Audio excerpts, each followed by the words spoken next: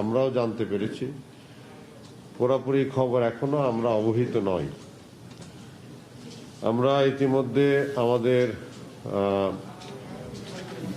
বেক্সিমকো যে কোম্পানি, যে এজেন্ট, তাদের সাথে আলোচনা হয়েছে, আমাদের ফরেন মিনিস্ট্রির সাথে আলোচনা হয়েছে। আমাদের ফরেন মিনিস্ট্রি আবার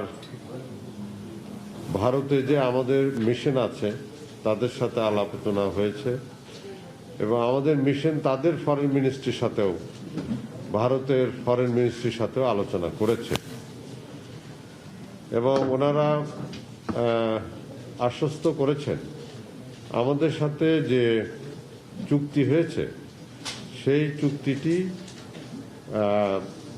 ব্যাহত হবে না। এবং ভারত সরকার কিছু ইমার্জেন্সি অনুমোদন দিয়েছেন তাদের দেশে কিছু প্রয়োগ করার জন্য, এবং যেটা কাজ শুরু হয়েছে। এবং একটি নিষেধাজ্ঞার কথা আপনারাও জেনেছেন, আমরাও অতটুকুই জেনেছি। এবং তারা সকল দেশের জন্য এই বার্তা দিয়েছে যে আগে ভারতে ভ্যাকসিন দেওয়া হবে, তারপরে অন্য দেশে যাবে। তো আমরা এই বিষয় নিয়ে এতগুলো জায়গায় আলোচনা করেছি, এবং আমরা আশ্বস্ত যে এটা কোনো সমস্যা হবে না, সমাধান আমরা আশা করি হয়ে যাবে। এবং এই বিষয়ে আমরা আলোচনা চালিয়ে যাচ্ছি। এবং আমাদের চুক্তি যেটা আছে এটা আপনারাও জানেন যে সেই চুক্তি অনুযায়ী যে তাদের ভ্যাকসিন যখন অনুমোদন পাবে তখন তারা WHO এর অনুমোদনও তারা নিবে, এবং WHO এর অনুমোদনের পরে আমাদেরকে তারা ভ্যাকসিন দিতে পারবে। এটা চুক্তিতেও আছে আমাদের। তো তারা এখন তাদের সরকারের অনুমোদন পেয়েছে, এবং তারা WHO এর কাছে আবেদন করবে, এবং আবেদনের প্রেক্ষিতে তারা আশা করে অনুমোদনও তাড়াতাড়ি পেয়ে যাবে। অনুমোদন পাওয়ার পরে তারপরে তারা আবারও আমাদেরকে জানাবে যে আমরা কবে আমরা পাবো। তা আমরা আশা করি যতটুক আমাদের আলোচনা হয়েছে সেই আলোচনা অনুযায়ী আমরা এখনো আশ্বস্ত থাকতে পারি যে আমরা হয়তো আমাদের চুক্তি অনুযায়ী আমরা ভ্যাকসিন পাবো। মাননীয় মন্ত্রী, এই চুক্তি তো আসলে নির্দেশনার আগে হয়েছে, ভারত সরকারের নির্দেশনার আগে, সেই হিসেবে কি আমরা আশ্বস্ত হচ্ছি, নাকি ভারতীয় দিক থেকে কোনো আশ্বস্ত আপনারা কোনো আশ্বাস তারা দিয়েছেন? সরাসরি ভারতের সাথে কোনো স্টেক হোল্ডারের সাথে আপনারা আমাদের পররাষ্ট্র মন্ত্রণালয় ব্যতীত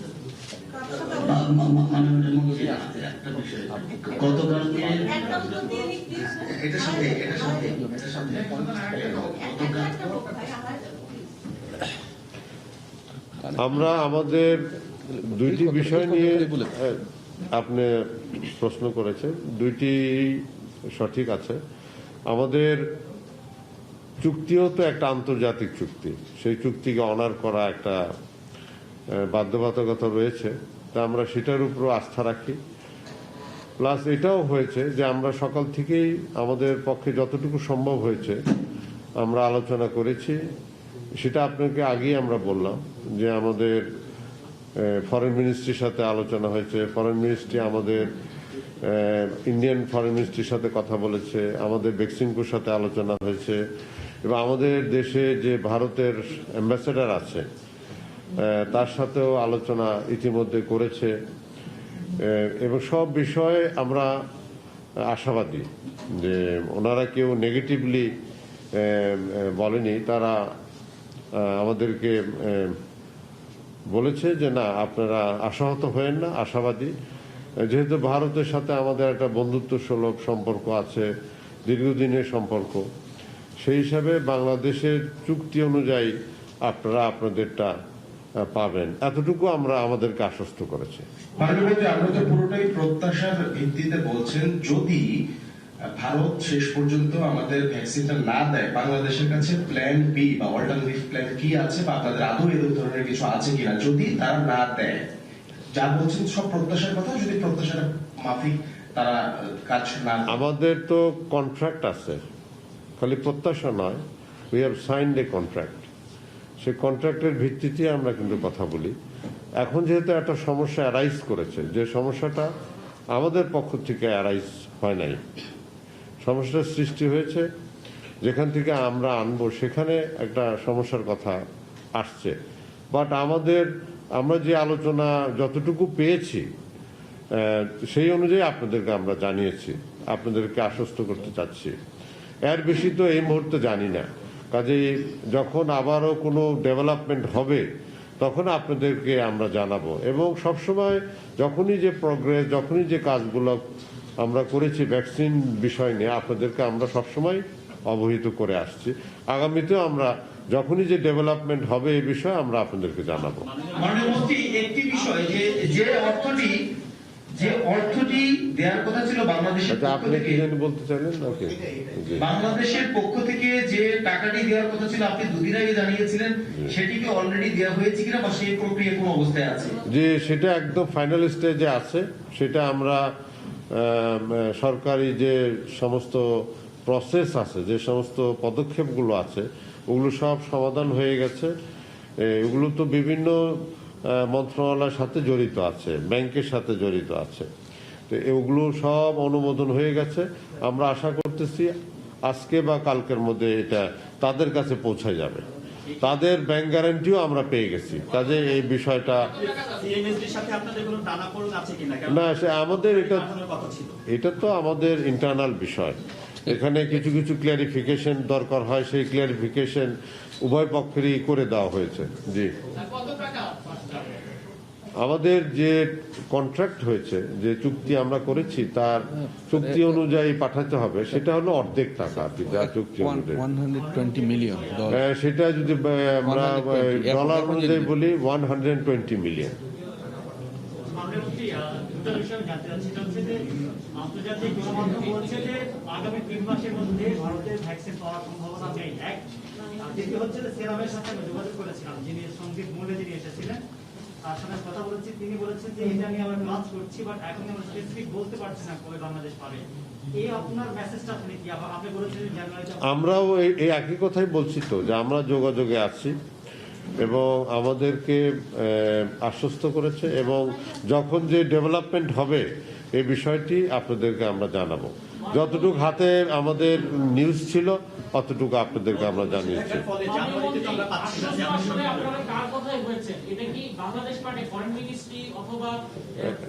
সব মিলিয়ে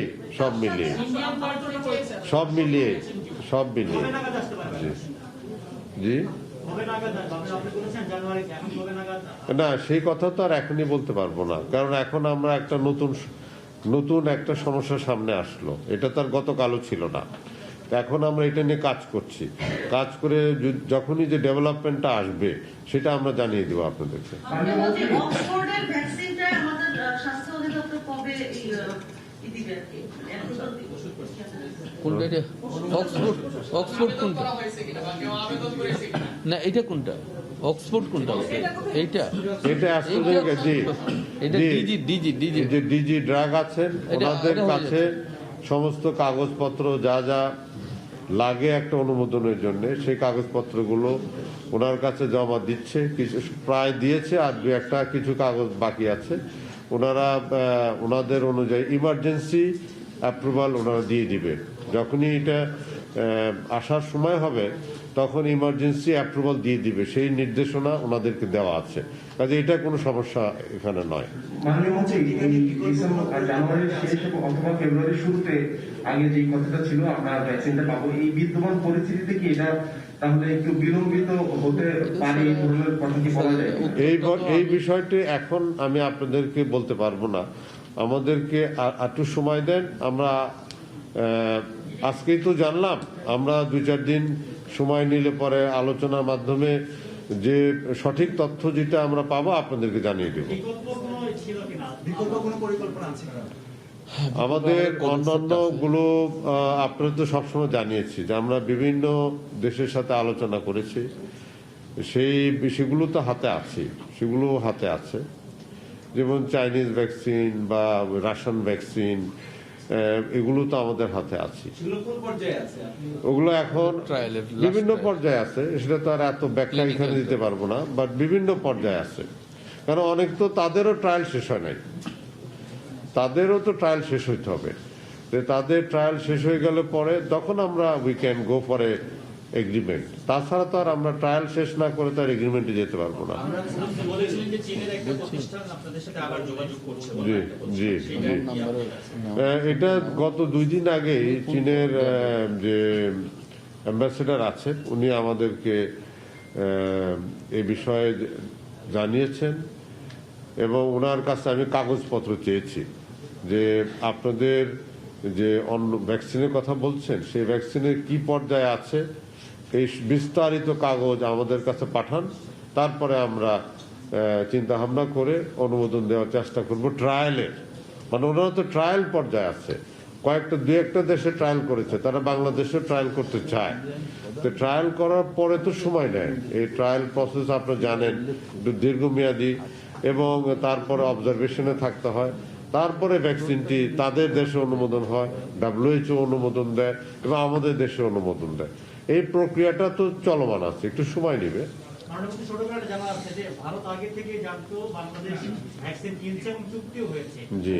এতদিন পরে এসে তারা এই যে নিষেধাজ্ঞা জারি করলো বা নিষেধাজ্ঞা দিল, কোনটা আমরা বলি এটা স্যার একটু এটা আমরা এই বিষয়ে মন্তব্য, আর আপনারা যতটুকু জানেন আমরা অতটুকু জানি।